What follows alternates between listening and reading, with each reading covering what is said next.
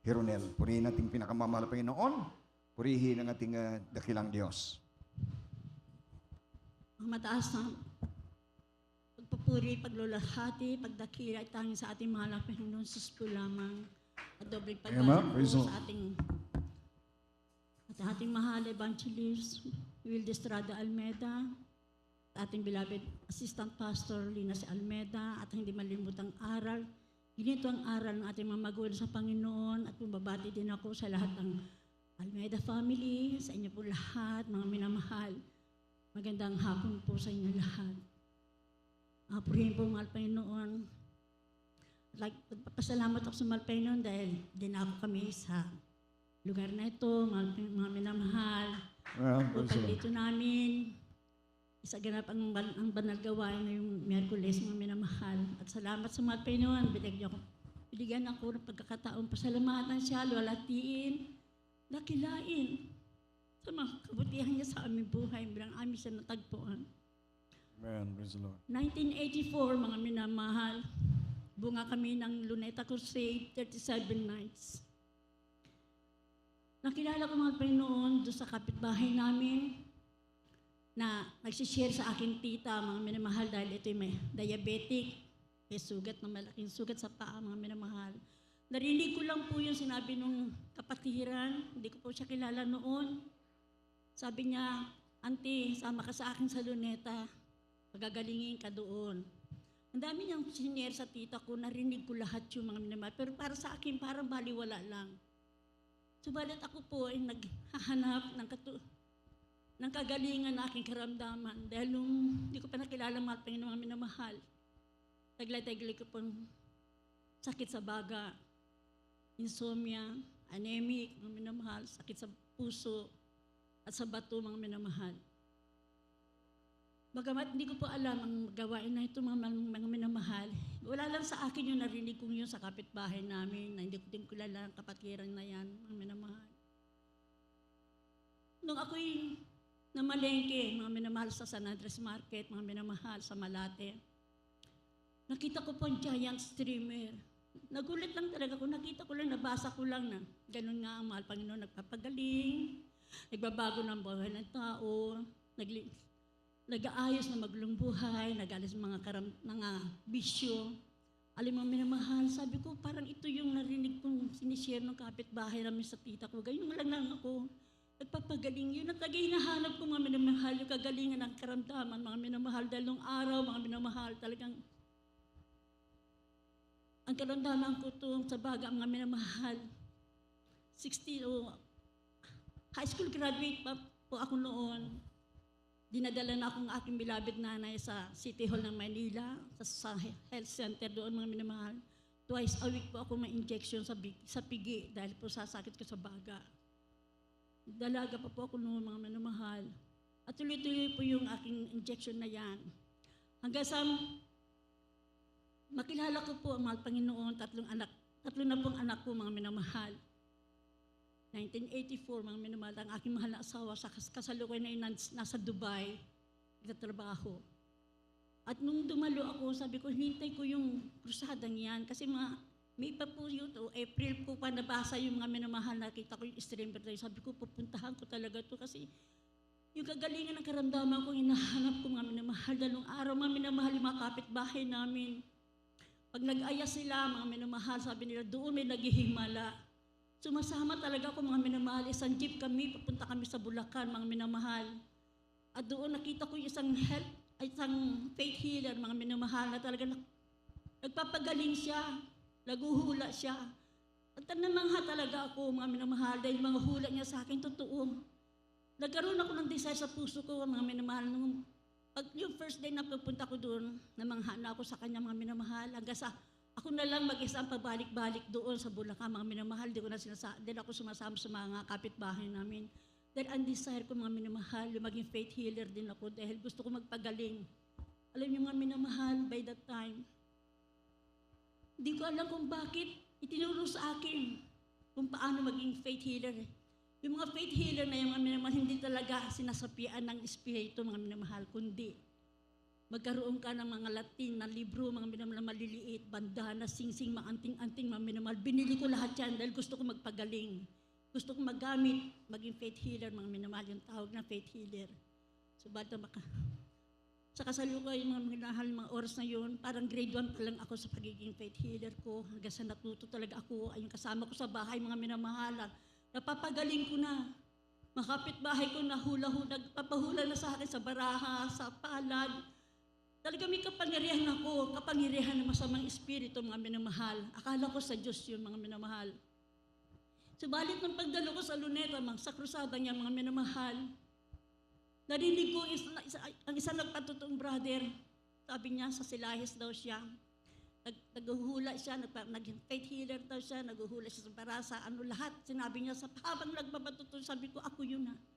Ako yun. Sabi niya, may mga, ang salita niya daw niya, yung mga prayer niya, puro Latin. Sabi ko, ako yun.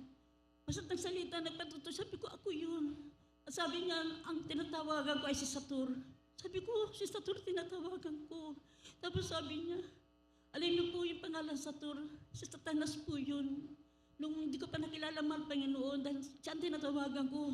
Kaya sabi ko, ako yun. Naghuhula na ako sa baraha, sa palad, mga minamahal. Talagang lahat ng patuto ng brother na yan, parang sa akin lahat. Ngunit sinabi niya, yung pala, sa masamang espiritu yun. Talagang nalungkot ako, mga minamahal. Dahil sabi ko, gusto ko talaga magpagaling. Gusto kong maging tanyag ng faith healer, mga minamahal. Subalit nung narinig ko niyan, talagang nanglumo talaga ako, mga minamahal. Hanggang sa pag-uwi ko sa bahay, alam niyo, mga minamahal, dahil pinangaral din ng oras na yun ng ating mahal pastor na ang mga ribulto ay hindi dapat sambahin.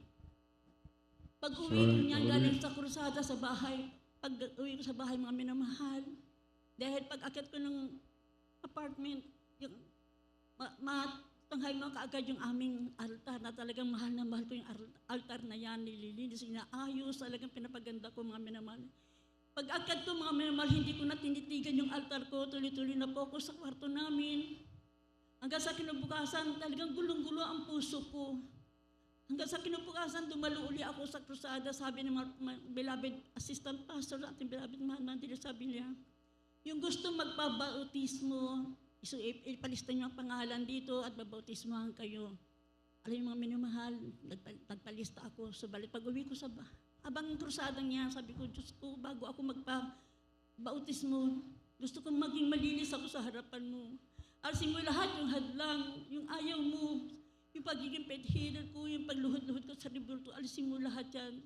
Gusto ko alisin mo lahat yung masama sa aking katawan bago ako magpabautismo. Pag maging malinis ako sa harapan niyo, alam mga minamahal, talagang pikit mata ko yan, umuwi ako sa bahay. Ialis ko lahat yung rebulto. Masakit sa akin kalooban, alisin mga rebulto niya kasi talagang minahal ko yan, mga minamahal. Sinako ko yan, mga minamahal. Talagang inalis ko sa bahay. At nung nagtalong ako, sabi ko, mahal Panginoon, paano yung mga anting-anting ko, yung mga Latin, mga libro ko, ang mamahal yun, sabi ko pa sa isip ko. Ngunit sa demonyo pala yun, hindi pala sa yun. Gusto ko din maalis yun. Alam yung mga minamahal, paano ko alisin yun? Mahalaga sa akin, mga minamahal. At nung nakita ko, mga minsan, yung altar namin na wala nang laman, isang maliit na, bagong tipan ang naiwan doon, di wala ka naman kami Biblia. At saka nung araw talaga hindi namin iniintindi yung Biblia, mga minamahal. Nakita ko yun. Naalala ko sabi ng mga pastor, pag gulong-gulong isip nyo, may problema kayo, ipikit yung mga mata nyo, manalangin kayo, magsisi kayo, ipikit yung mata nyo at buksan nyo ang Biblia.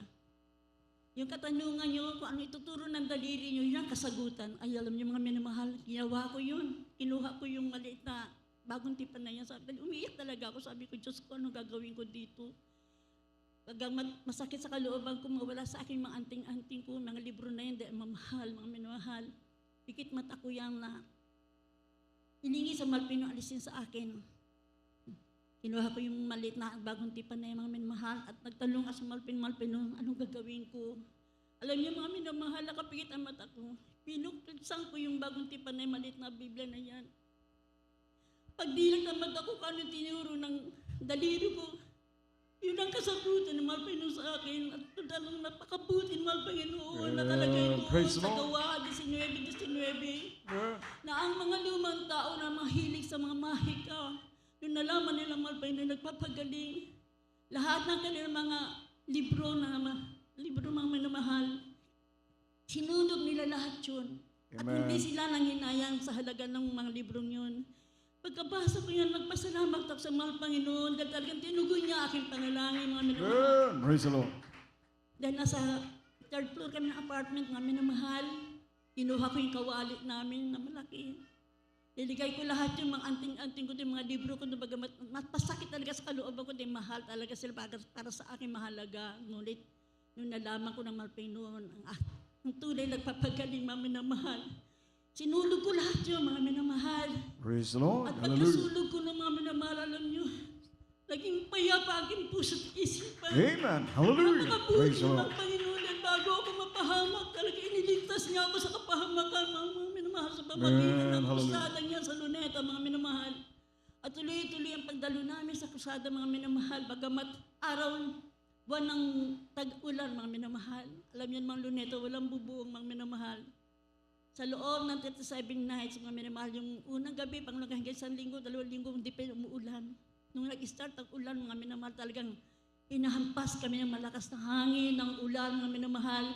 Bagamat ang mga anak ko'y maliliit pa, 8 taon pa lang po yung panganay ko, 5 taon yung lalaki ko at yung bunso ko, 2 taon, mga minamahal. Madaling yung mga minamahal, nilalatagan ko lang sila ng kumot doon sa may damo ng, sa may malapit sa may mga minamahal sa Kalabaw.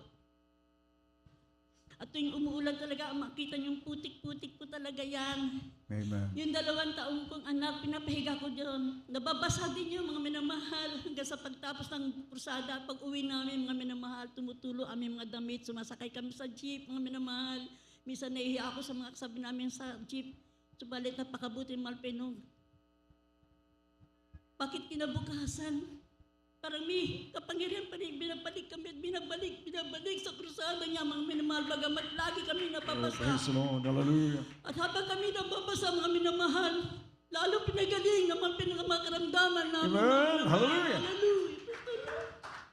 Samantala noong araw, maampunan lang kami, nilalagnat na sinisipunan, subalit sa krusada niyan, basang-basa kami sa gabi-gabi, mga minamahal.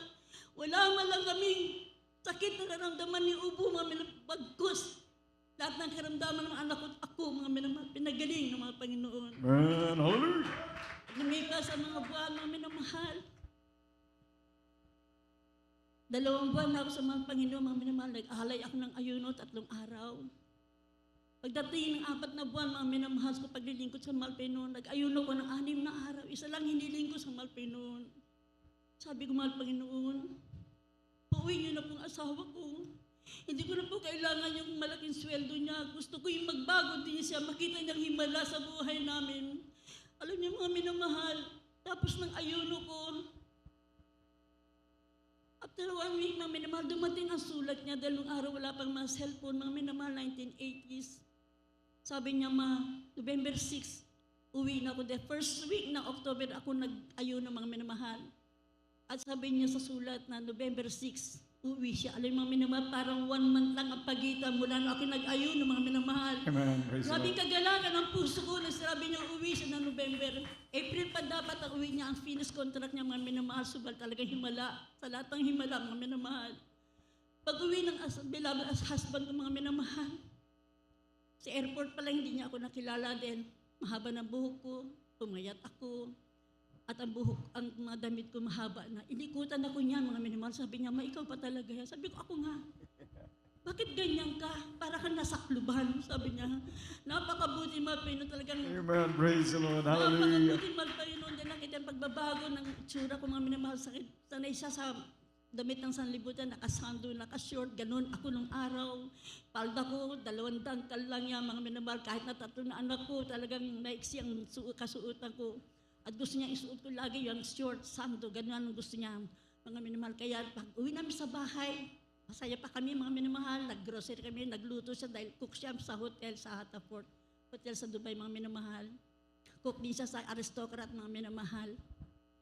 At alam yung mga minamahal, nung maghahapunan na kami, dalan-dalan ng nanay ko sa lamesa, mga kapatid ko, mga pinsan ko. Masaya kami, kumakain kami.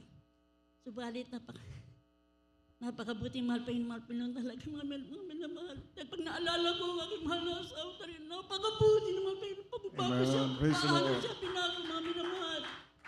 Imbis na ako magpatutunan, magkaharap kami sa lamesa, sabi niya, Ma, bakit yung mga nakaraang linggo, hindi ko nakayanan ng boses.